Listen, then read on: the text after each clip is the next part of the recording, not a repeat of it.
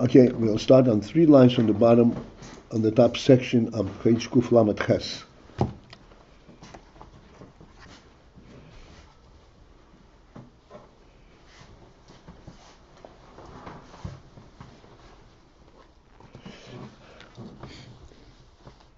And we went through 2 principles, and now we're coming to kind of a conclusion. First principle is that the nefesh gives life to the guf, not by any kind of a concerted effort, of a process, of an activity on the part of the nefesh or the guf. It is simply that the nefesh, this nefesh and this guf are compatible. As a result of that, in the presence of the nefesh, guf comes to life. And the nefesh imbues itself into the guf by simply being present, and that brings life to the guf. And that is the life of the guf. The life of the guf represents the life of the nefesh. Then there is another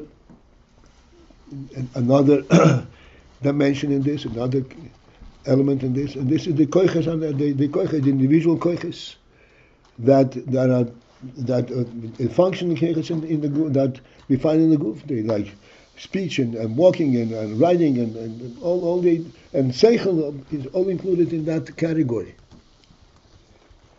These do not function what's called b'derech ha'meila, unintentionally. They are definitely intended, and they're definitely pre-planned and pre-designed to function in a certain way.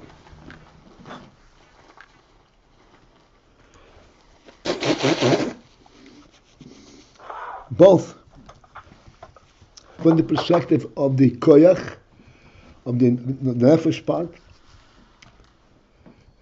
and from the perspective of the receiver, the guf, the receiver, the receptacle. Both have to have the proper design, the proper preparation, so that one would be able to fit into the other. It actually has to fit. And they have to be able to identify each other.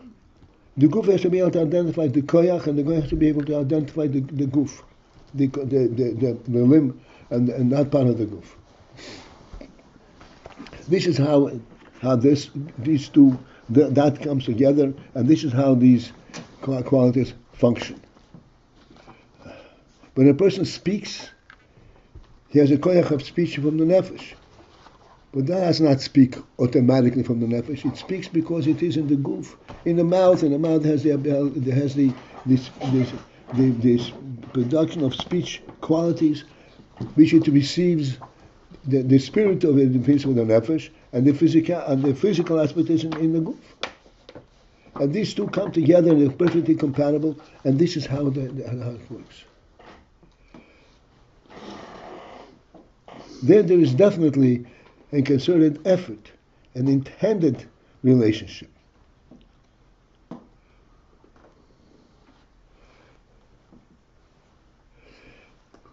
Now we're coming to the conclusion of this union. And the important thing that needs to be recognized, despite the fact that the nefesh is l'chayim the guf, as we said, automatically, b'meila. Automatically does not mean automatically. It means without an active process to make the guf alive. Just when a person walks, there's an active process of walking. He can be walking, he can be resting. Life is a constant thing. The nefesh is present, and then there's life. It's called automatic. Now we come to the conclusion. There's 4 lines on the bottom. V'hachonas haguf hu rad b'klos. Yet there is the element that's called hachonas haguf, the preparatory element in the guf, that the guf should be able to receive the chayes hanefesh.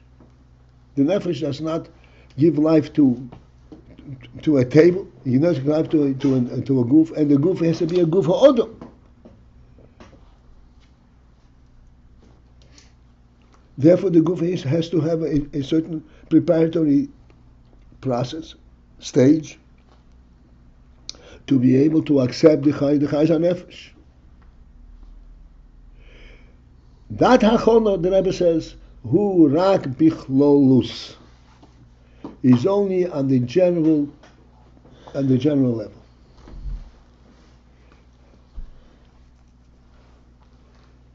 This needs to be elaborated in Mitzvah to be understood.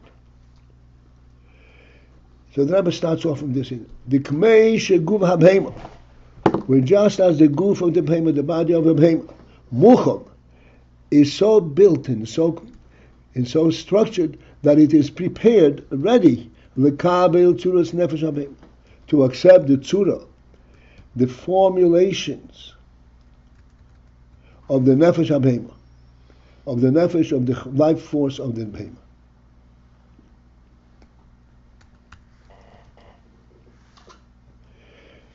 Clearly, the nefesh habehema, it's a behema, but still it's a nefesh, and in order that there should be this kind of life, the guf has to be so built, both in terms of its material and in terms of its structure, that it should be able to receive the tzuras of the chayes habehema, nefesh habehema.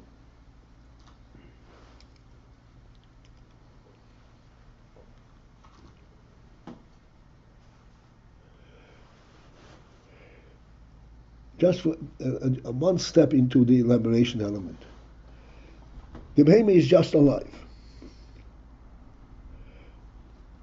But it's not just living inanimately, without any sensitivity. It actually is sensitive. And if you hit the behema, it hurts, it runs away. And when it sees food, it runs for the food.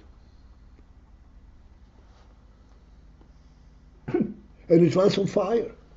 This is one Indian that's about Chassidus all the time, that a behemoth that does not run away from fire is not normal. There's some sensitivity. There's some sense what's dangerous and what's fire is a very interesting thing, but the behemoth does not go towards fire. You're so allergic to saying something that's not in relation with the marmar that I'm afraid to speak. But when we spoke about the speech, right? The nefesh going into the guf, right, and produce it, and the human being produces speech, and he says something inaccurate or a lie, or his hand does a wrong jest and he wounds himself, or the behema doesn't go away from the fire. How does this fit in our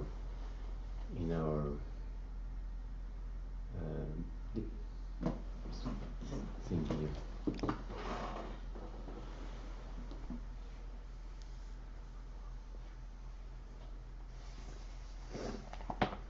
Because we're saying the koichas fits in. One second.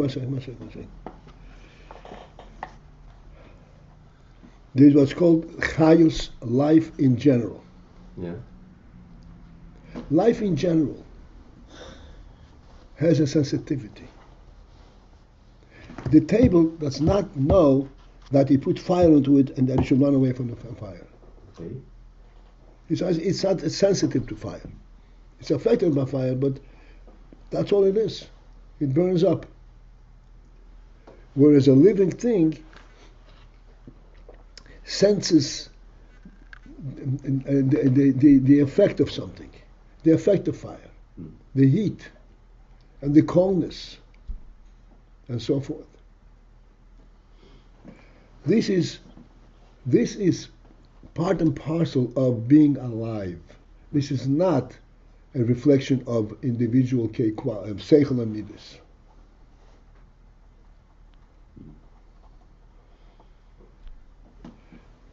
There is a certain point which I wanted to make today. I'll make it now, so that this will alleviate some of your difficulties. If we speak, as we're going to come to greater detail, that the koiches are never koiches, individual koiches, the seichel and midas. These are come into the guf in a very in a very conservative process manner. The seichel is pre-processed, preconceived in the nefesh. And in the guf, the guf is also has a brain that is suitable to receive the seichel. The hand does not receive seichel. The brain receives seichel. It is important to recognize a very important principle, that all of these processes and all the preparatory qualities that enable the guf to receive all these koiches has a prerequisite, which is the overall life element. Only a living guf can receive seichel, even though the seichel is so well structured to fit into the brain. But it fits into a living brain, not into a lifeless brain. Let's think for a moment. What is this life mean to the brain, or to the seichel, or to the hand, or to the foot? What does this life mean?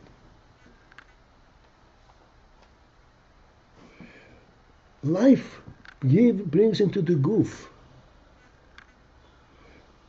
a sense of a, it's very difficult to express it, of a divine quality.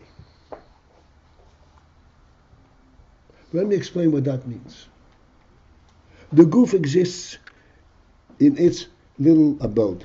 It occupies 2 feet, and that's it. But the life in the guf recognizes that there is life in the entire world. It lives in the big world. Not because bigness means anything to it, but there is a different reality in which it functions. Wait, this is before life has entered the seichel, or that's right, before seichel. So that you're saying there's a realization of the overall context before there's even seichel. That's right. That's right. I explained many times. You know, we live by breathing air. Yeah. The air that the life, the specific life quality that the air gives us is that little bit of air that we inhale into our lungs, and we absorb the oxygen in there, and that gives us life. But this is not what we live with. We do not breathe the little bit air that comes into our nostrils. We breathe the air that is the reality of the world. So this being under the greatness of the sky, or this bigger reality, precedes even having any seichel at all. That's right. Okay. That's right. That's what chayes nefesh. Because chayes, you may think that this is sort of biological life, biological chayes, sort of on a that lower level. Then comes on top of that the qualities: mind, sight, walking. Right. And this is what we're talking about. The biological qualities are all, first and foremost, alive. Biology does not create life. Biology is only a receptacle for life. Life is a divine reality. Life is there because we have a living God that holds the whole reality in his breath, in his reality.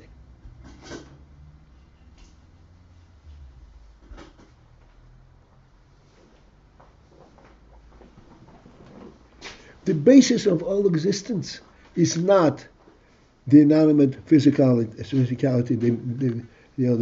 the flat physicality. No, the basis of all reality is the godly presence.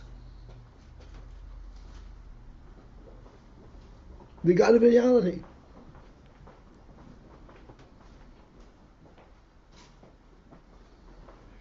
Even a piece of wood, were it not for the overall life element in the world, would rot in no time.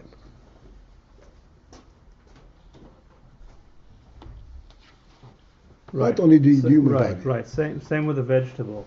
That's right. But again, this general life force that first, let's say, comes to the body, mamela, effortlessly, this is uniquely human, or this is a kind of biological life functioning? No, that's not biological. It's a nefesh. Nefesh behema also is a nefesh. Okay. Biological, this is not, it's just not a correct interpretation of our observation. Fine. This point that nefesh behem is also nefesh is to tell us that it's saying there's a quality of life that is, even on this general level, is aware of the greatness or the overall context without yet being lefi seichel or anything like that. Yeah, except that the word awareness has to be there qualified. Awareness is an intellectual concept. It's an intelligent concept. Affected by is more correct. Oh. Okay, so that's to say even somebody's asleep or they're unconscious, in a coma, God forbid, so they're still affected by the greatness of the world. Absolutely. And this is like a nefesh touch that's okay. He's affected. In other words, this is what's called b'derech meila. It is given to him. It's not something that he can take.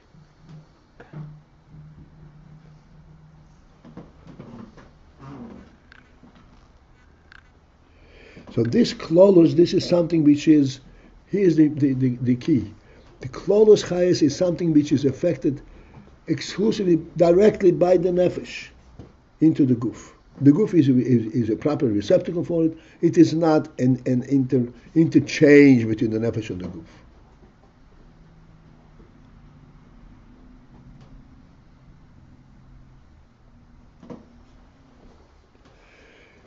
Just as the sunlight is not an interchange between the world and the sun. To take it on a higher level, I'd like to take it on a higher level so we have some kind of a means of interpretation. When you stand in front of a king,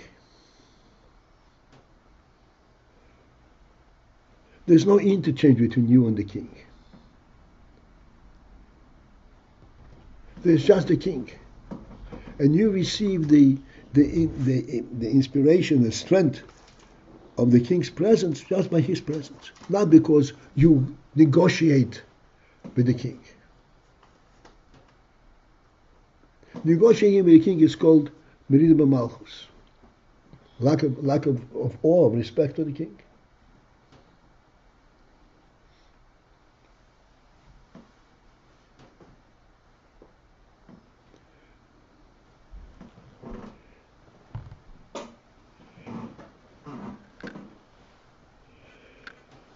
Okay, so let's go inside. 4 lines from the Bible. The fact that the guf has to be so structured to receive the chayes nefesh. That's because in general this has to be a guf suitable for life. A table is not suitable for life. The kmei shugov habema mucha, but just as the guf of the behema is prepared, which means it's so structured. Lekabel tzuras nefesh habema, to receive the tzuras and the formulation of the form of the nefesh habema, of the nefesh habema, of the life element of behema. What is the life element of behema? The life element of behema is that it has a head, and it has feet, and it has a mouth, and it has all the things, all for the purpose. This is different. All for the purpose of sustaining the life of the behema. All the kochas in the behemoths are focused on one thing: sustaining its life in a physical level. And this is present in the design of the guf habehema. K'moi kein, 3 lines on the back. K'moi kein, likewise, guf ha'odam, the guf of the odam, which is much more sophisticated, infinitely more sophisticated than that of the behema. still muchon lekabel tzuras nefesh odom. Muchon, he is always at the ready, because this is it's in general design. Lekabel, to receive the tzuras nefesh odom, the tzuras and the tzura, the formulation and the expression of nefesh odom, of a human nefesh.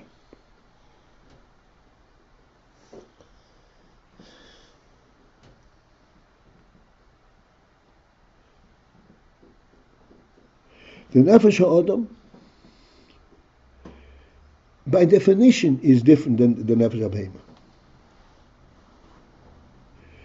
Abheima can walk.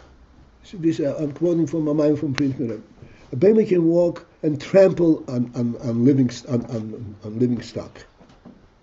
on human beings, without as much as being aware that it's doing something phenomenally wrong.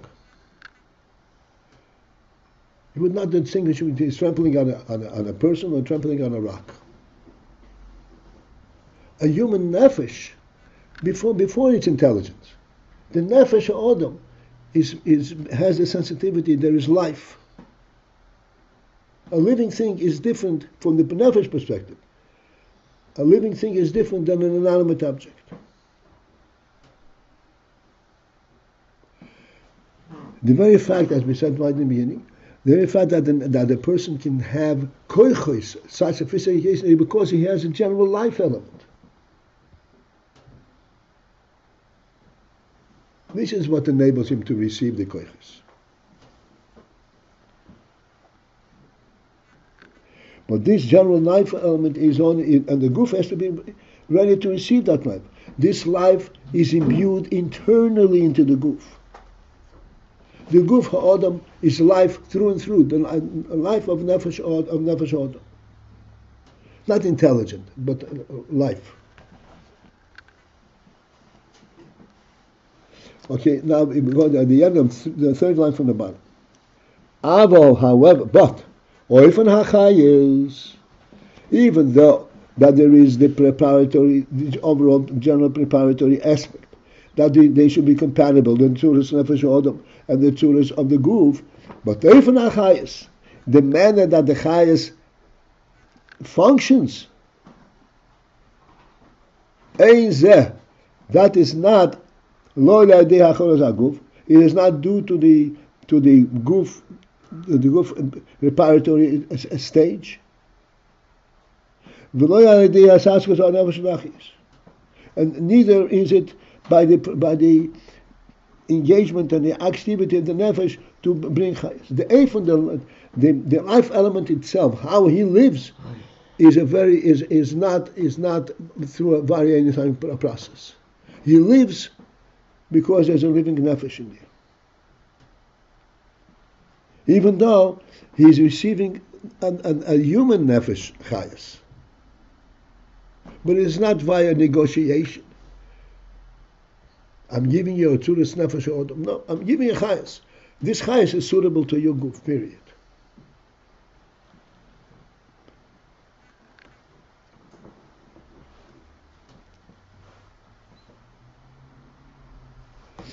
Okay, now at the end of the second line from the bottom. And here's the key to the whole thing.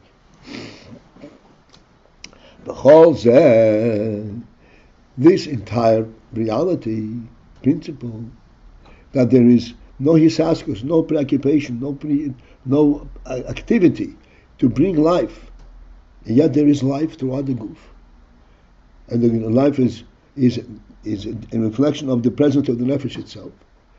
This is who it is lefi, due to the fact shehamshocha meha nefesh, that the hamshocha, that which is drawn from the nefesh, who bivchinas oir, is in an oir manner, loy bivchinas shefa, not in a manner of shefa.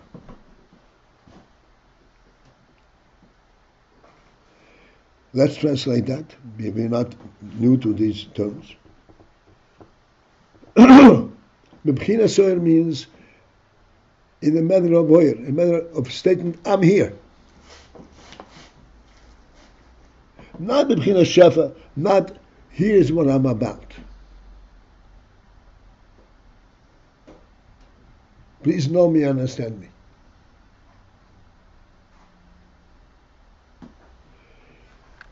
The nefesh comes to the guf, as gives chayv to the guf, b'bchinas oir, in an oir manner, not in a manner of shefa.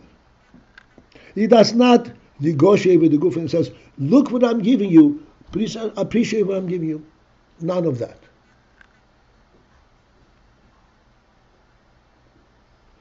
I'm giving it to you regardless of whether you appreciate what I'm giving you or you don't appreciate what I'm giving you. Like we said just a little while ago, that the nefesh gives chayes to the foot, to the heel of the foot, which is the most insensitive part of the goof, and the brain equally.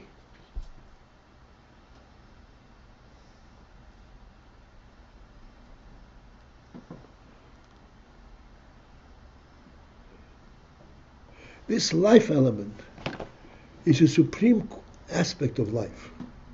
This is clear, this is the actual life coming, the divine life element itself. The divine presence is life, not existence.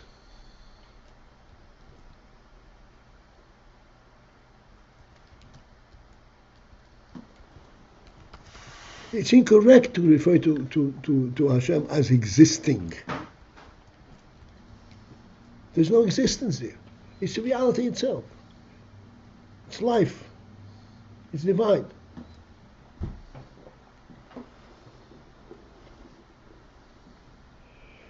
And this is what's in the nefesh, and the nefesh gives it of its reality through the process of oir, not shef. Al kain, the last few words on this. Al kain, for this reason, einay bebchinas tfisa v'yislapshus. Therefore, the nefesh, in presenting the chayes to the guf, does not have the element of tfisa, does not have the element of being preoccupied, grasped by this activity. V'yislapshus, or being focused on it. It is its presence that gives us life.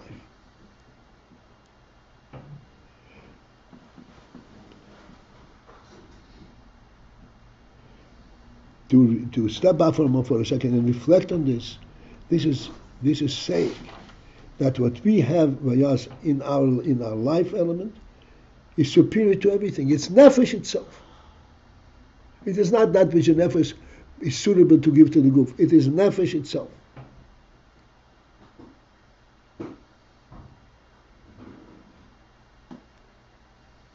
This nefesh element, this chayas element, cannot possibly dissipate. Why did you say it's nefesh itself? We just got done saying it's or. It's oil. Oil is meinam oil. Right, but it's not the sun. It's not the luminary itself. It's an emanation that's means of light. Yeah, meinam oil. What is meinam oil? We spoke to meinam oil means it represents the reality of the moil itself. Oh, in oil form, on the oil level. Okay. It's life itself.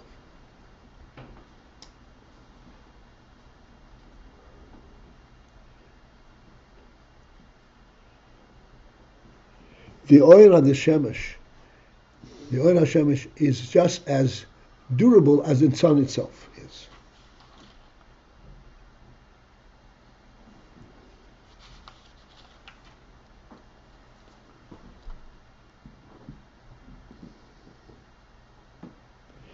Okay, I'm going to, so to speak, give over the option to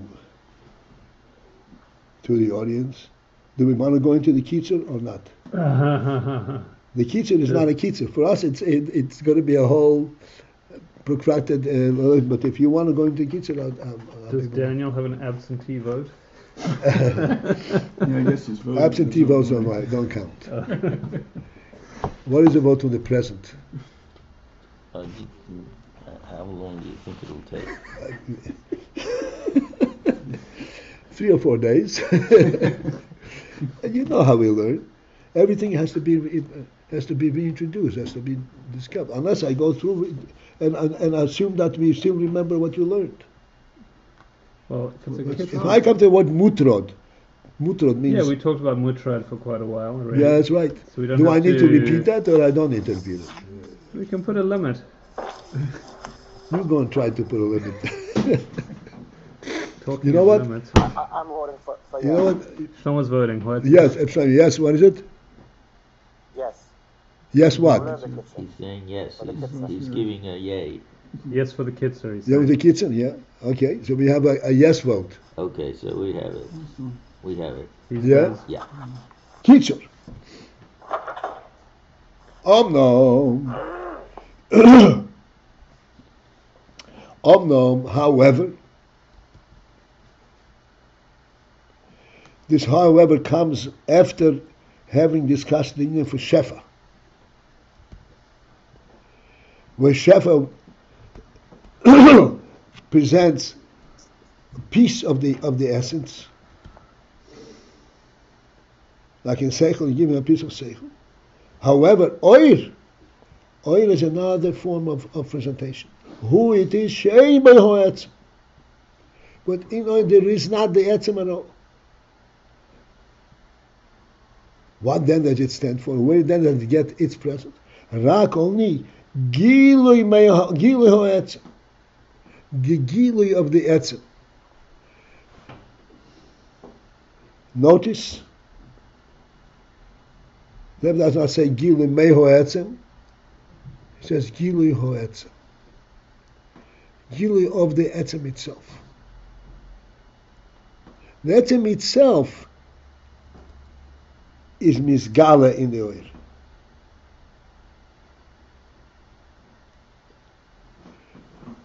It's a phenomenal thing. We have to stop and think. What means the etzem is misgala in the oil? The etzem has, pardon me,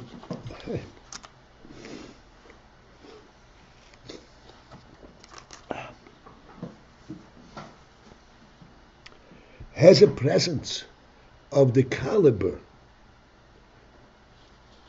of a truth element, that it can be misgala.